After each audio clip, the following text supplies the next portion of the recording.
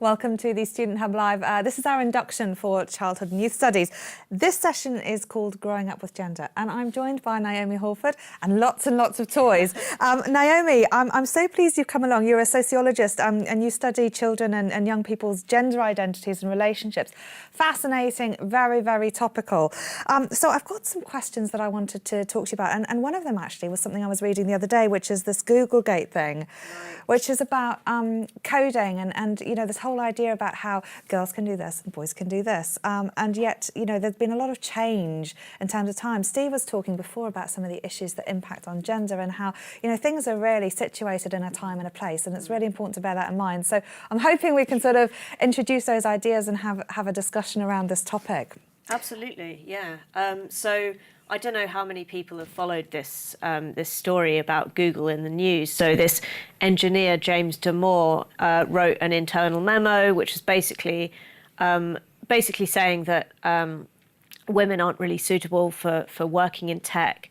And, you know, they're maybe a little bit too anxious, not really interested in that kind of area. And so a lot of the work that companies like Google are doing to bring women to, you know, to get more women into science, engineering, computer science is basically a waste of time, right? And it's kind of trying to be maybe, you know, just, you know, politically correct. It's really kind of denying a lot of what he said was like real scientific fact. But I think what's quite interesting about that is really the range of scientific discussion, and also just looking at the last, say, 50 years.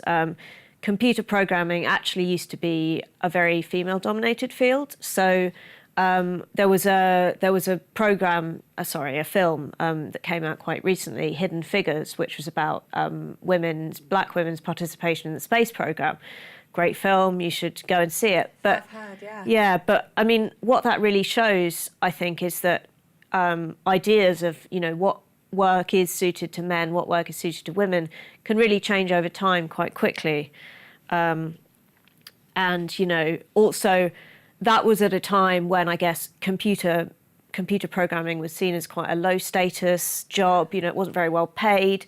And sort of over the years, as it's become a bit more professionalized, a bit more, you know, bit more highly regarded, higher paid, it's shifted very much to this idea that like technology and computing is maybe a place that men are more suited for. But as we can kind of see from the history, that's not necessarily how it is. So it's this question then about the extent to which gender is socially constructed and what's happening over time and trends that are happening over time. So we've asked you at home what you think. Gendered preferences are innate, so is this something that we're born with or is it socially constructed, something that we shape over time? Where do you feel that you fit in terms of that scale? We've also asked about portrayal of gender and roles in the media and whether that reinforces stereotypes. There's been a thing about the ASA recently and how they're trying to sort of say, actually, in cleaning adverts, it shouldn't just be the women doing the cleaning. So the extent to which we're using gender in portrayals of roles in the media.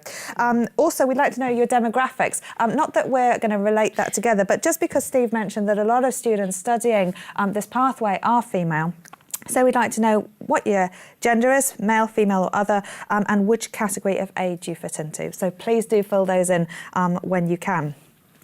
Okay, so we've asked you that, and we've already had some results. You've been filling them in very diligently. Let's see where you fit in terms of the gendered preferences scale. So a lot of people are saying that it's socially constructed. There's quite a lot going on around the middle, and somebody also thinks, some students think that it's innate.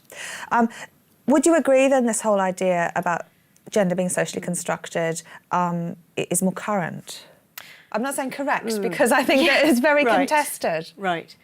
That's an interesting question. I think ideas about gender really do change over time, but it's not necessarily a kind of in a linear way, you know, in a sense that like we used to think that they were completely natural and we think that they're entirely socially constructed. I think in some ways there's a lot of discussion around now that's maybe focusing on you know, differences in the brain, you know, like neural imaging of kind of which isn't that kind of thing, which I think is maybe shifting the ideas back to that idea of it being more innate, more inborn.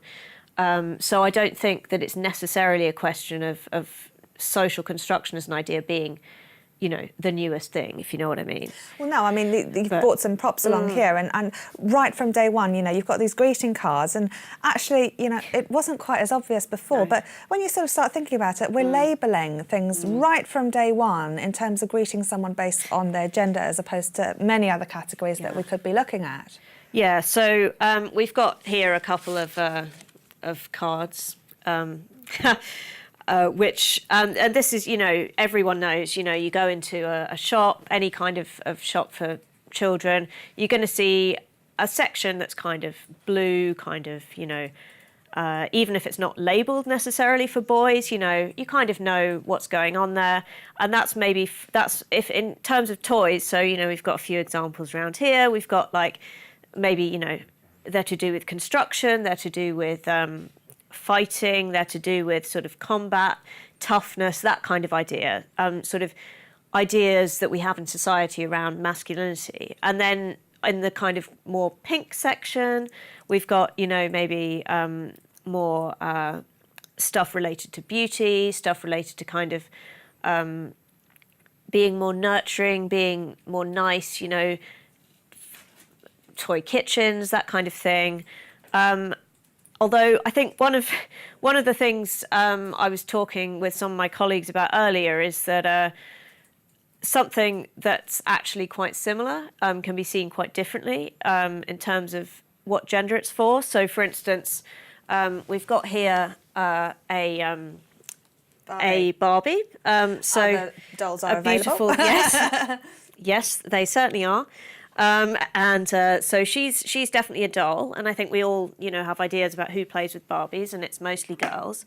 But here we've got a combat figure, who you could say it's it's a figure of a human. You can pose him, you can play with him, but you don't go around saying he's a doll. So it's just one of those areas where we have really kind of quite strong ideas. And I think what's interesting about a lot of these differences in kind of preferences for toys, is obviously, when you see children, everybody has stories about what their children enjoy to play with. If you go into, it's not as if, adults are forcing these things on their children. A lot of the times it's things that children are really interested in themselves. But I think what's really worth remembering is that kids at that age, especially at quite young ages, they're really keen on kind of fitting into particular groups. They really over-categorize stuff. So, there are studies that say, that if you tell children a toy is for girls or for boys, then they're more likely to sort of play, with that. And that becomes even more strict if they know that other children are around. Yeah, no, exactly. So it is this idea. I mean, we asked our audience what they thought about the portrayal of gender roles in the media. 88% of them agree that the media roles do reinforce stereotypes. And I'm just sort of mindful of the way that you're talking about where these toys are positioned in shops. Yeah. I mean, we've talked about the cards and how you can sort of get these categories, and there are the white categories. But equally, a lot of these toys will be positioned in different sections, even though arguably dolls are a category, but the way that we use those dolls can be very different. John Lewis have recently announced that they're going to, sort of be a little bit more, they're not going to separate the gender identities in terms of girls' clothes and boys' clothes, which is a very bold move, and one that actually, when you sit back and think about it, you think, well, why hasn't anyone done that before? Why are we still in this age where we're sort of, even though there are jeans, why do there have to be girls' jeans and boys' jeans when arguably they could be different cuts? So tell us about that and how that's sort of shaping the way that maybe we're moving away from the stereotype. Is it possible that if we try to stop having the women doing the cleaning and the girls' jeans in the girls' department, will that ultimately have a shift in terms of how we view gender identities? I think it certainly can do. I think, Yeah, the John Lewis stuff is really interesting because it's had such mixed reactions. You know, some people saying this is really, really positive, and some people saying, well, you know, this is trying to force people into roles that they don't belong in. When, I mean, it seems to me that it's exactly the opposite. The fact that, you know, you do often go into play schools, for instance, and, you know, see young children who are reluctant to openly play with toys or, you know, engage in things that are for the other gender. You know, there's this whole range of things that they might be interested in, they might want to explore, and they're somehow kind of restricted from doing that. Yeah. And I think one thing I wanted to discuss as well really is how these kind of things get shaped by adults as well. Yeah. And I think even the most kind of liberal of us, you know, who think that we don't have any expectations, we want to bring up our children equally. Yeah. I think everybody's got kind of really strong implicit ideas about what gender should be, and that can really impact on how we treat our children. So, for instance, if you ask parents to estimate, so say their infant is like, you know, before they can kind of crawl, but they can't, you know, they can't get around much more than that. If you give them a slope and you ask them to estimate how likely they are to be able to like climb up the slope at a different kind of, basically they overestimate how strong their boy, how adventurous their boy child is going to be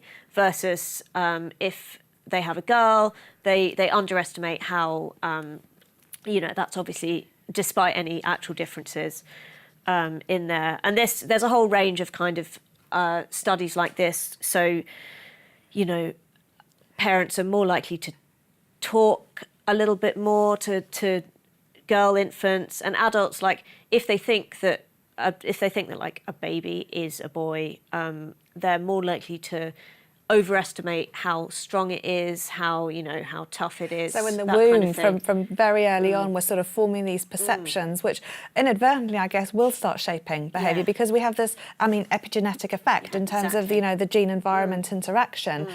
So to some extent, I guess people thinking those things, that yes, a boy will be stronger, etc., will be shaping things, even as you say, if we think that we aren't actually reinforcing those stereotypes. Yeah. Naomi, you've sparked a lot of conversation. I want to take a quick trip to HJ on the hot desk. Absolutely.